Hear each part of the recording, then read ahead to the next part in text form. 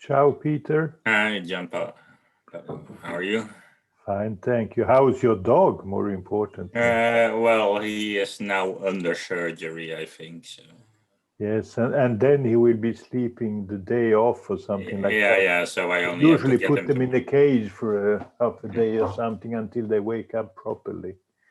Yeah, but anyway, it's expected to be kind of without problems, or yeah. It's just a standard knee surgery, which is not that common for this breed, but it's. What is it? It's called patella luxation. No, the dog, the breed. Keeshond, and that's Spets. It's actually a Dutch breed. Yes, the name sounds rather Dutch. It looks very similar to Finns Lapphund. Okay. But it's more a company dog. Well, no. I know dogs become almost like children in the end. Yeah. Like that, you have the same preoccupations. How is research going? Did you listen to this Juniper consortium meeting? I only listened to Julia's. Yes, I also decided that the only interesting contribution was Julia, in many ways. No, the other ones were kind of standard models that people have done for various things, but Julia at least had a nice mathematical way of phrasing things. Yeah. And the question is kind of interesting as well, because it has to do exactly with your kind of model in different activity or infectivity groups. But now the question is vaccinate, and then what does that do to the virus or to the selection of strains? So it's the same framework that you consider society as a multi-type society with more or less infectious people, more or less active people. Yeah. And then you see what difference that makes to a homogeneous model. Yeah, actually, I'm now started looking at Dennis. Sure. I now started looking as well at what Frank, Tom, and I did on heterogeneity, and we were now thinking, what if the population is not that heterogeneous, but there are two groups or several groups which are basically the same, but there is more mixing within the group than between the groups. So kind of household model, but with big groups. Yes. And but in some groups there is adhering to measures is more popular than others. So it's not the activity of the heterogeneity in activity, but heterogeneity in the measures. And then actually we get the opposite effect than we had. Yes, of course, you can. So by having heterogeneity in measures, the herd immunity level increases instead of decreases.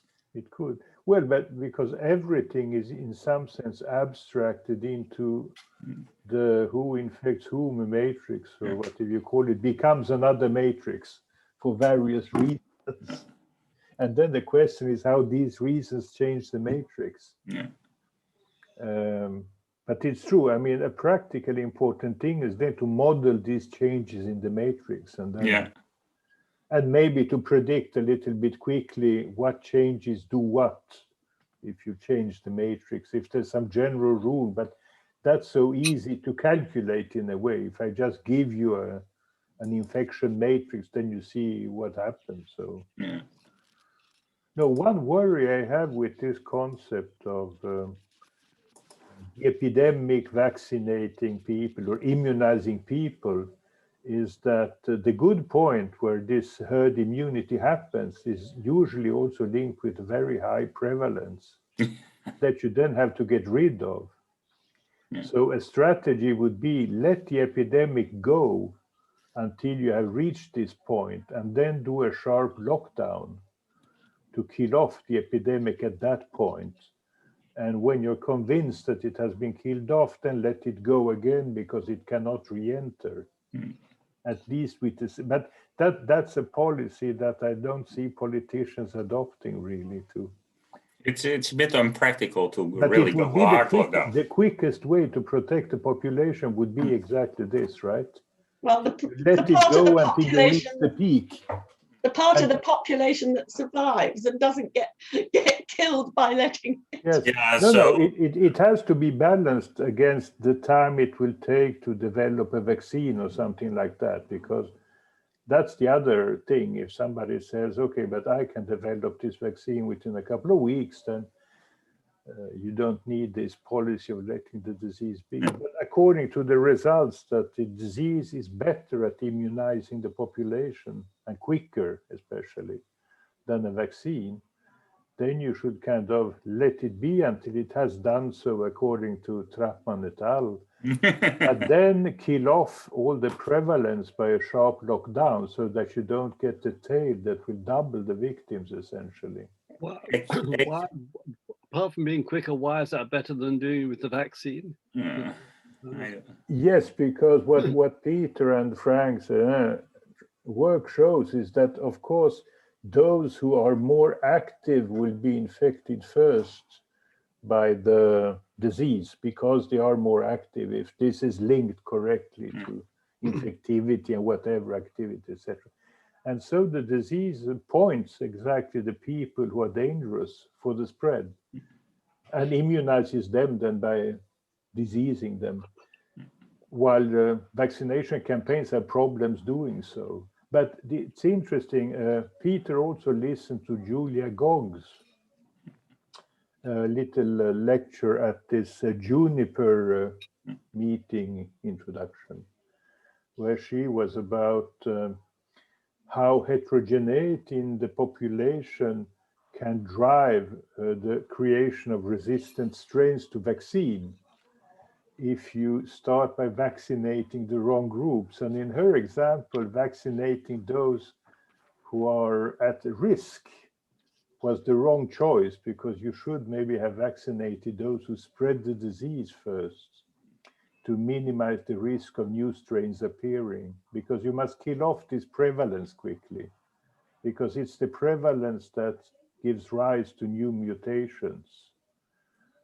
And the vaccine is a kind of force trying to drive down prevalence. So you should let vaccination drive down prevalence as quickly as possible to have the lowest risk of new mutations arising.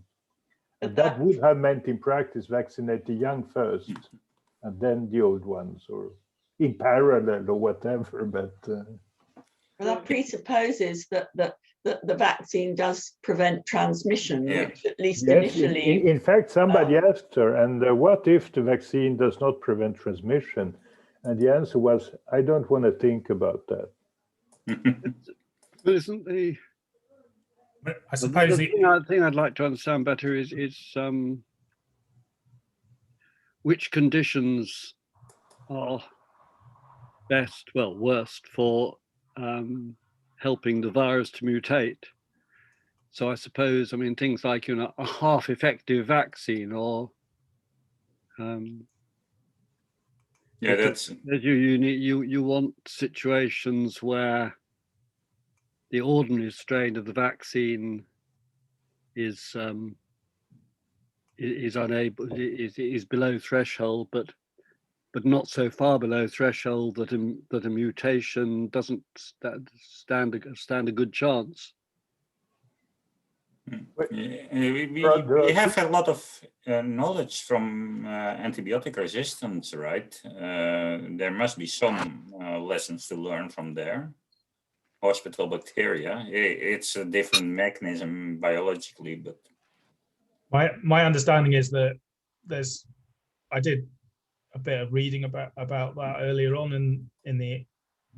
when the vaccines were being developed, and there seems to be an argument which I don't fully understand, that the way vaccines work means they're much less likely to lead to resistance than antibiotics. Okay. And then they sort of back that up by sort of saying that hasn't happened very often either. It may be a little bit dependent on the vaccine type and target. If it's a natural vaccine that apparently creates immunity to several epitopes on the virus, or a constructed vaccine against exactly one feature that one has produced, some of these synthetic ones. But I mean, once again, qualitatively, there are two forces. One is the prevalence of the disease drives mutations, and our interventions drive selection against our interventions in a way. And so that's the kind of balance. I mean, if you have too much prevalence, there will be many mutations, but without interventions, there's no real selection of them, or there's one fittest that goes around. But if you start intervening, but not enough, then you select bad variants in a way. If you kind of intervene too slowly or too little, that's bad. And that's the same lesson as was learned with the rubella vaccination in Greece a long time ago, when they vaccinated too little and just drove up the age of getting rubella instead of getting rid of it. That was too little intervention, and then it changed the scene unfavorably. And Julia's lecture was about this possibility that vaccinating selected groups might be a kind of dangerous kind of intervention if you have not thought about this selection then of new variants that will try to evade what you're doing, because you're not doing it in the part that has to do with prevalence. At least it's an interesting question to look at. And it's very qualitative in one sense. And then, of course, if you try to do it exactly, then there's a lot of data needed on how this works. And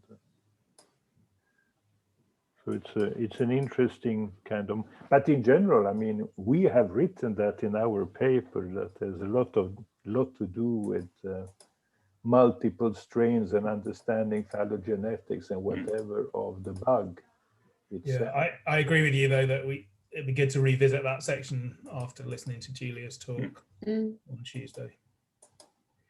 I have uploaded some comments where I also comment on this thing in the light of what Julia said.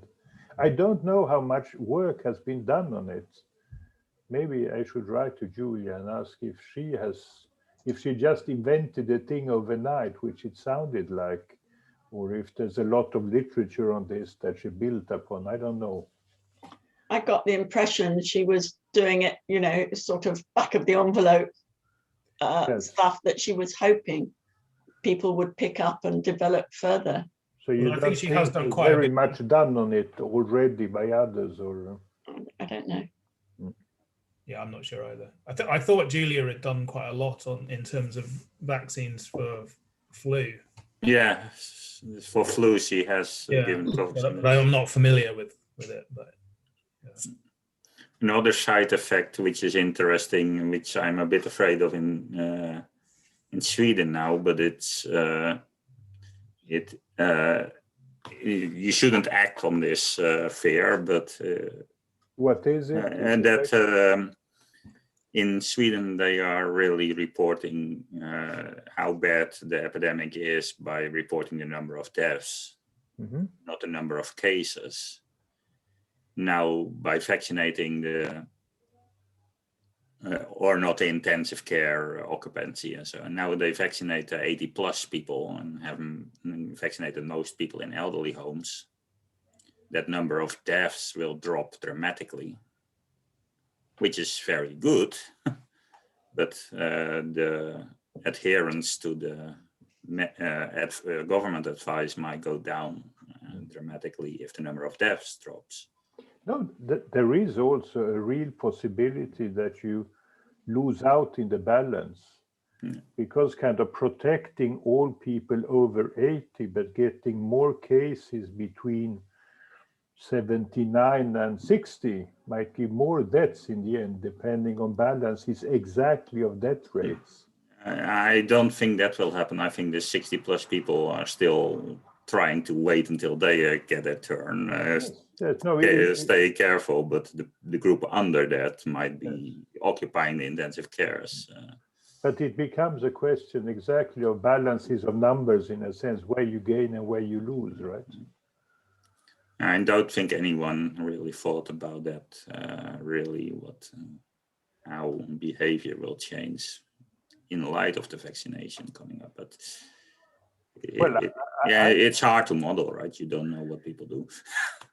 I can tell you in countries like Italy, where people are supposed to have face masks all the time, if you however, go to one of these parts of the city where young people tend to gather, or you stand in other places with young people, you see them happily conversing without face masks and in small groups and whatever. So certainly there is a kind of public reaction to the general feeling, now the vaccines are here, things are getting better, combined with other social forces.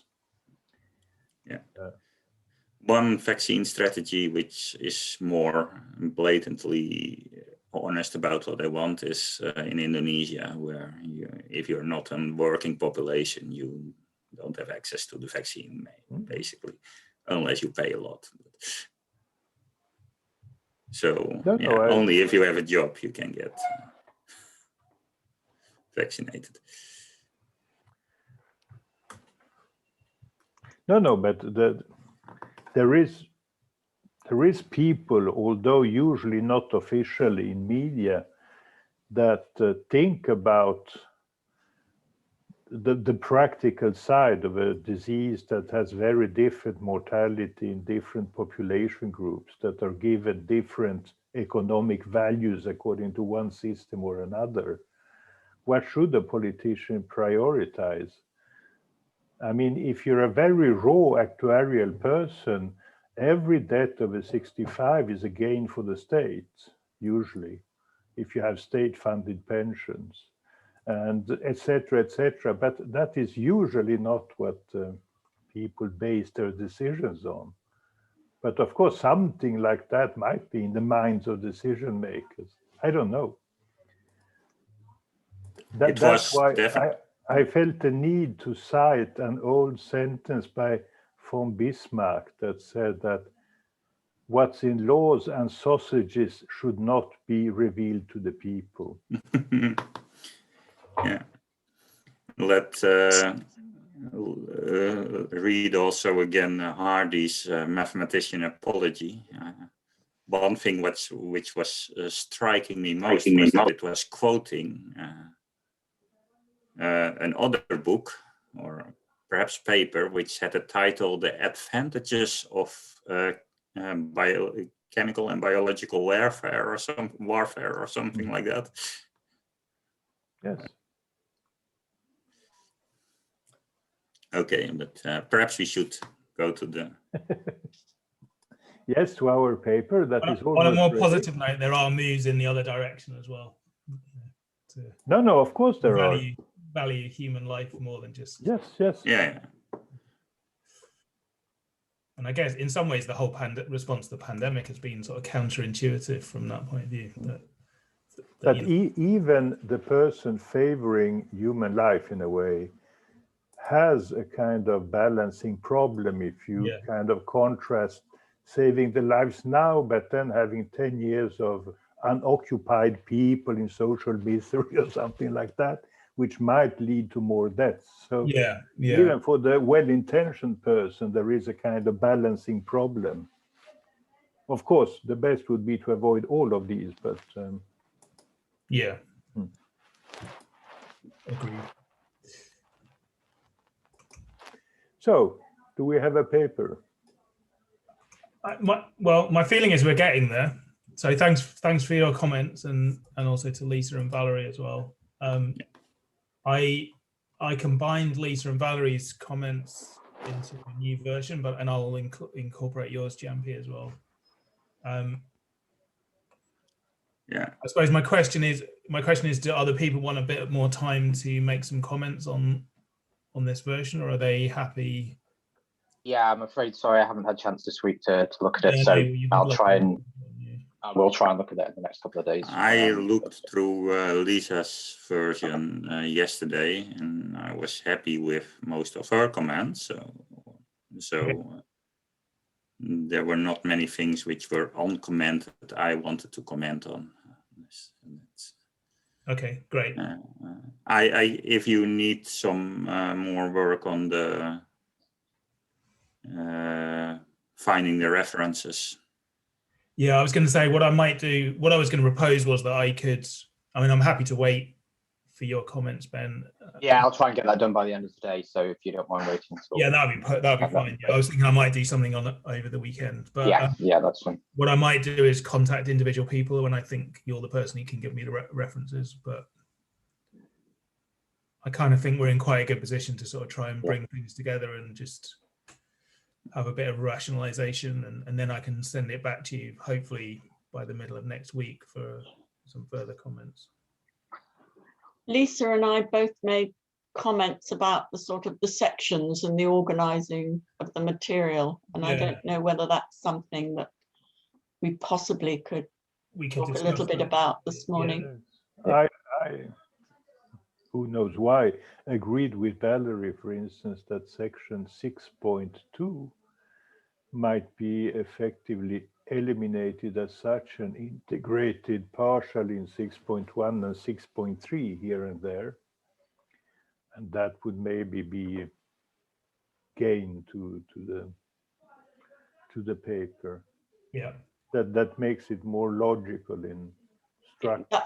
That's what I felt. We can still extract the ideas and put them absolutely in these other two places in a shorter form, probably, but it just seemed to sort of break the flow. The rest had quite a clear structure, and that bit stuck out.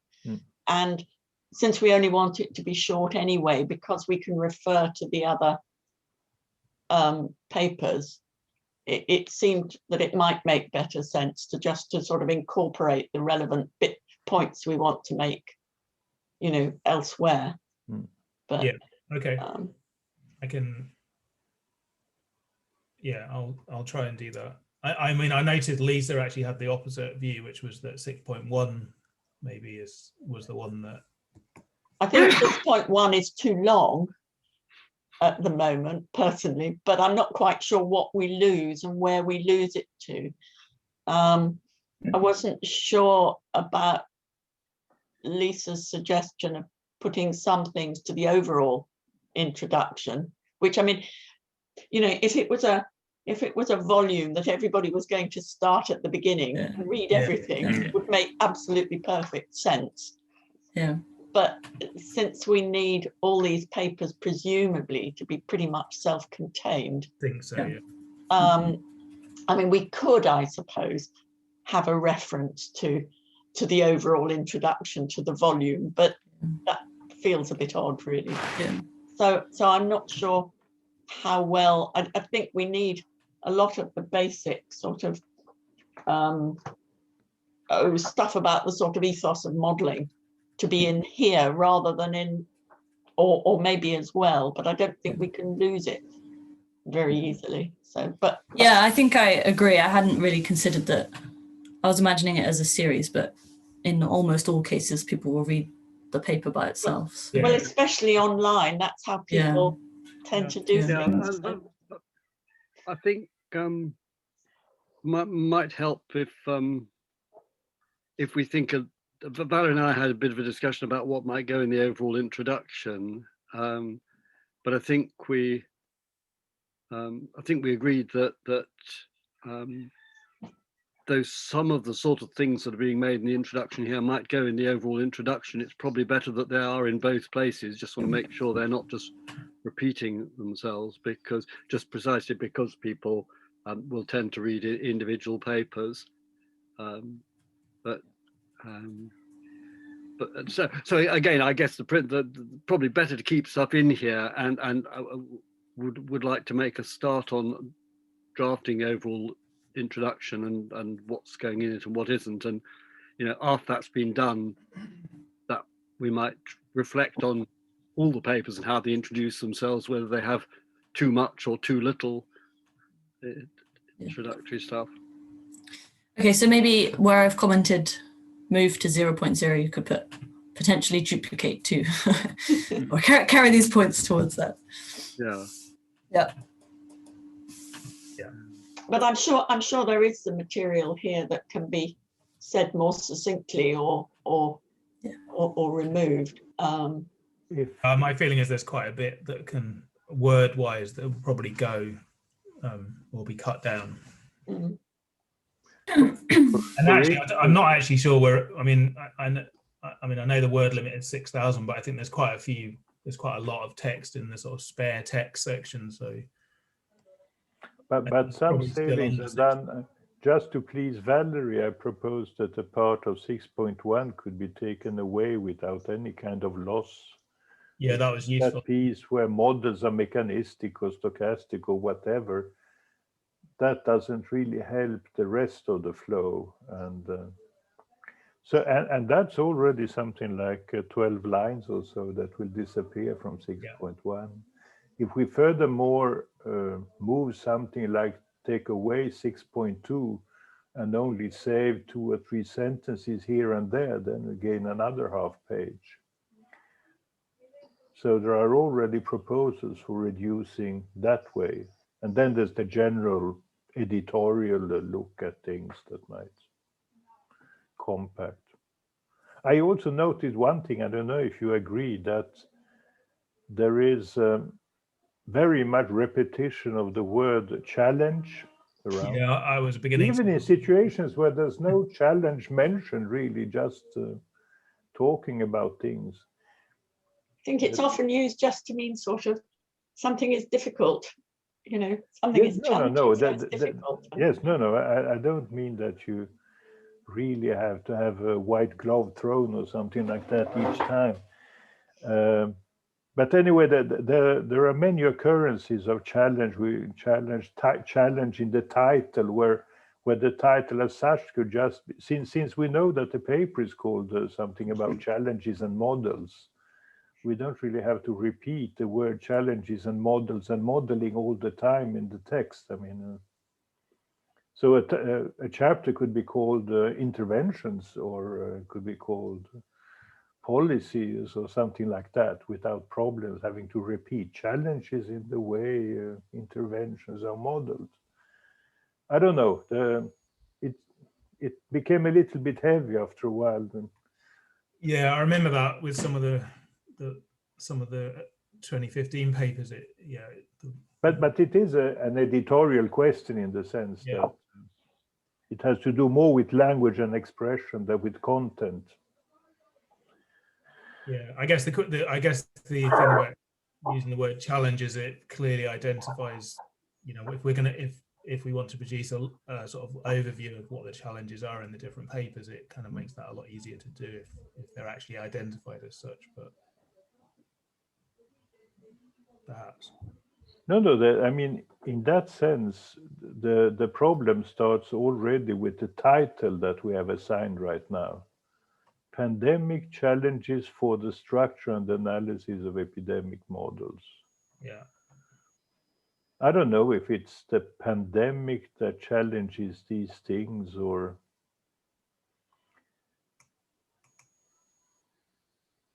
I mean, I think you really don't want those. I mean, the title should also be a little bit catchy. So, pandemics, models, and challenges for the future.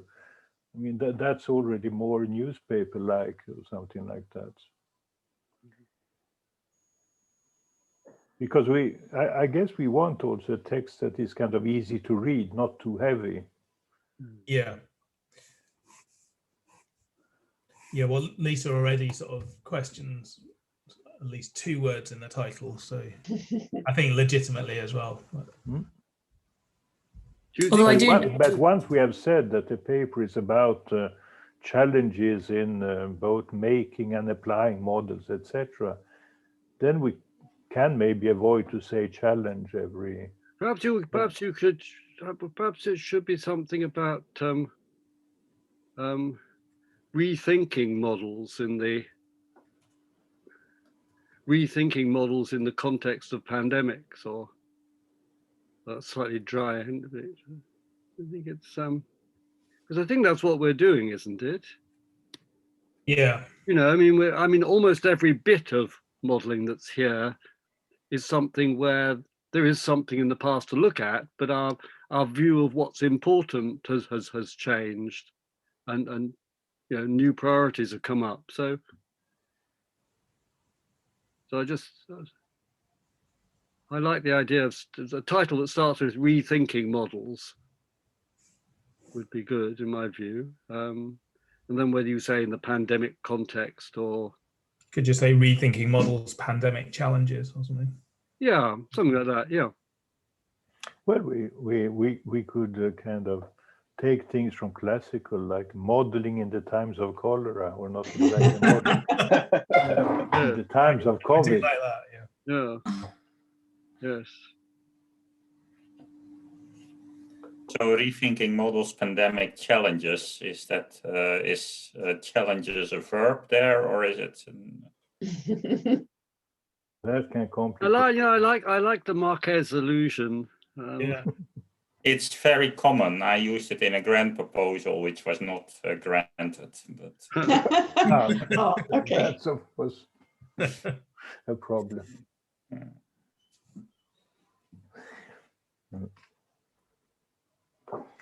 But anyway, so in a couple of days, we then have kind of various opinions on structure and things. And how should we proceed to kind of come to a conclusion? It sounds like Glenn is willing to take all the burden on his shoulders. I kind of think one person needs to go through it now, to be honest. I mean, whether it's me or not, but I'm happy to have a go. I mean, I kind of got a bit of a head of steam up this morning. Yeah, I'm kind of happy to try and lose section 6.2 and see what that looks like. I'm aware that Jasmina's not here though, so she might have very different opinions. But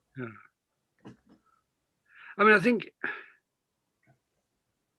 think if you offer solutions to the sort of structural suggestions that have been made, Glenn, it can then, assuming I suppose that we're happy with that, it then becomes easier for people to make more specific comments on. Yeah, exactly. Yeah. You know, I mean, if you don't want to take all the burden of work on you, you know, you could leave comments on some things where people have suggested things should be shortened or cut or whatever. Yeah. You could put a comment in italics saying X and Y. Would you like to suggest how to streamline this section? Or that's kind of the thing I was thinking of. Yes, but fact is that of course this 6.2, as by now some of us have pointed out, splits quite naturally into one part which is, let's say, qualitative modeling of intervention. So how do different actions interfere with disease spread? And that can be done in a qualitative almost way. And that goes into 6.1 as a kind of the structure of the model containing this action. And then you have its application, which is more or less a real-time question. How strong should you do it? What will it cost? When should you do it? And whatever. And that's 6.3. So 6.2 splits into two different kinds of things, which would go well in 6.1 and 6.3 if you split it. But I don't know. Yeah, I'm happy to try that and see what it looks like.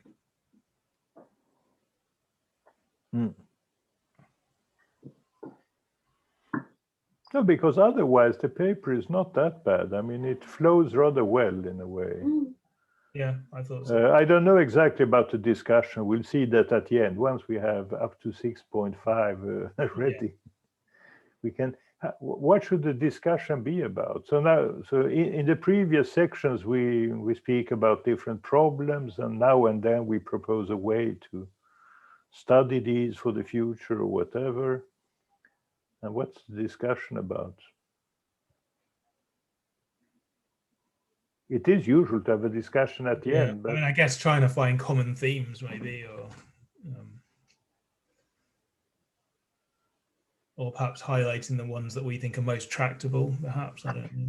No, what I Yeah, mean 'cause- is that already the sections are discussions of the problems, right? Yeah, So the discussion would be a sentence at the end. We hope that this will be useful and will be carried out.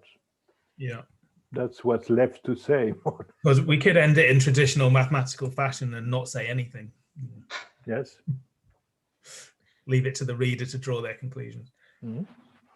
I think we Just should do try and draw some threads together if we Yeah. can pick out threads that that work. Yeah, I suppose I was wondering whether sort of types of mathematics, we could possibly try and draw out the methods that we think are very useful for the different approaches or something, perhaps, if there's a common. Or any recommendations that anyone has for how some of these could be solved, if we have any. Yeah. Although to some extent, I think that would most naturally sit in the sections when you. Yeah, that's true. Yeah.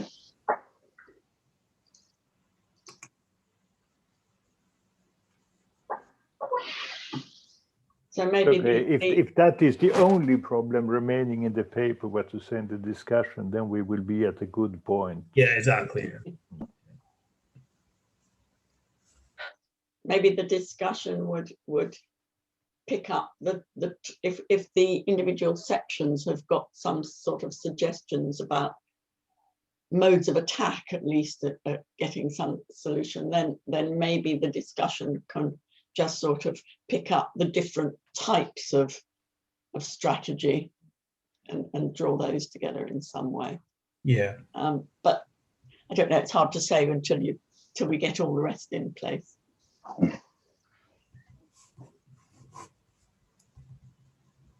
Okay, so Yeah. what do we do now? That we need more modelers, Yes, more researchers. and they should be better paid also. That's something. Yeah.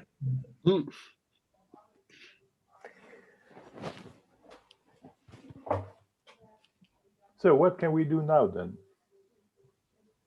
If Glenn think- is willing to try this thing, can we help you in any way right now, or shall we wait for your attempt? So And I'm Ben waiting will- for Ben's comments. If anyone else has any, I think everyone else has now commented. So Well, if Peter is around, if you have any specific things, is Peter around? He's still around. Yeah, I am. I don't have any specific comments. I was saying I can go through it and find the references which still meet the right style. If you, yeah, I mean that would be handy. That would definitely help. and try to make a list of those. Yeah. And I feel a bit useful. Also, because How's the dog, by the way? that will make the text a little bit more readable and appealing if you start using a reference style. I mean, writing Yeah, a URL. name, year, and then have a reference list at the end. Now we have these long internet things Yeah. in the middle of the text. The dog is currently in the hospital. I don't know how he is. It's a standard operation, so it's or Right, good. standard surgery, so it shouldn't Fingers be. crossed. I was talking to my granddaughter just before we started, so I showed her the picture of your dog because she's very, very taken with it, but she wanted to know what sort it is. It's case. It's called Keeshond. It's not very well known outside the Netherlands, I think. So how do you spell that? Case like an Like CAS. Kees. Oh, okay. And then Hond, the Dutch way, Yeah. HOND. Okay. But this case, does it mean cheese? No. No, it means it's the short of Cornelis. A bit yeah. like Bill is William.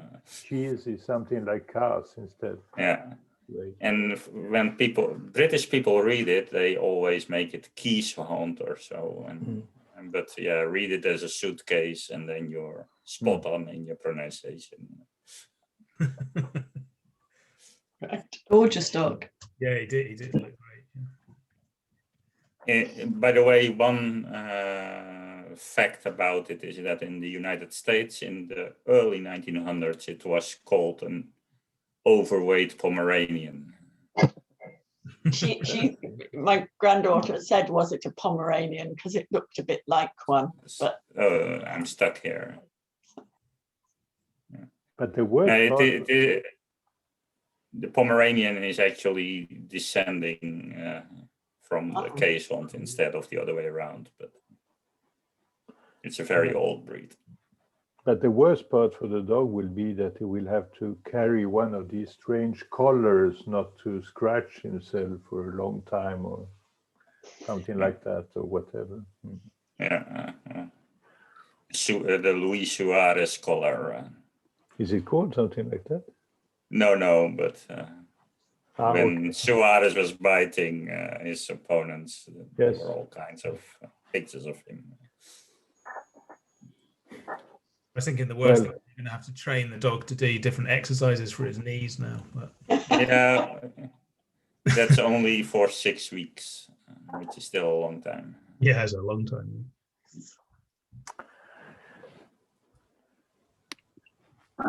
Okay. So should we leave it there? Do you think? Well, We have theme music now. yeah, that's good. So I go through the references then. Yeah. Try to find them all. So I'll try and post another version by sort of, well, yeah, Before next Friday. or next Friday. Hopefully by the end of Wednesday, but Thursday morning. and if you could, Valerie and Dennis, do we have meetings all Fridays automatically, or you kind of organize?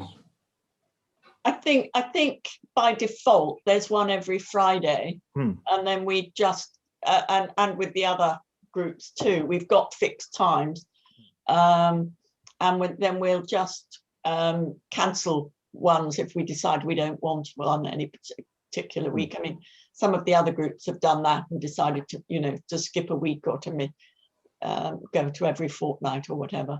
But I think the sort of the times we've got are by default, and then we can communicate with each other about whether we actually want to use them. I mean, we could move to another time, but it's sort of everybody's got these times in their heads, really, so it's easier to. No, it seems to work for all of us. We don't have other teachings or whatever, or other things happening at this time, so it's a good time. Okay, shall we meet the next Friday? Yeah, if Glenn, if you can, when you're going through, if there are particular sections you want any of us to look at, Yeah, I might send emails to people individually or on Slack channel or something, just to request. Because you could sort of, delegate some of the work. Yeah. That sounds good. Okay. Okay, great. Okay. Thank you. Then see you all soon again. Well, 2 o'clock for interventions, I think, for some of us.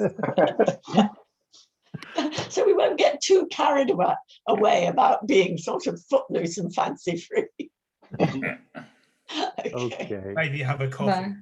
Yeah, coffee time. Okay, thanks. Bye. Bye. Okay. Bye, everyone. Bye, everybody. Bye.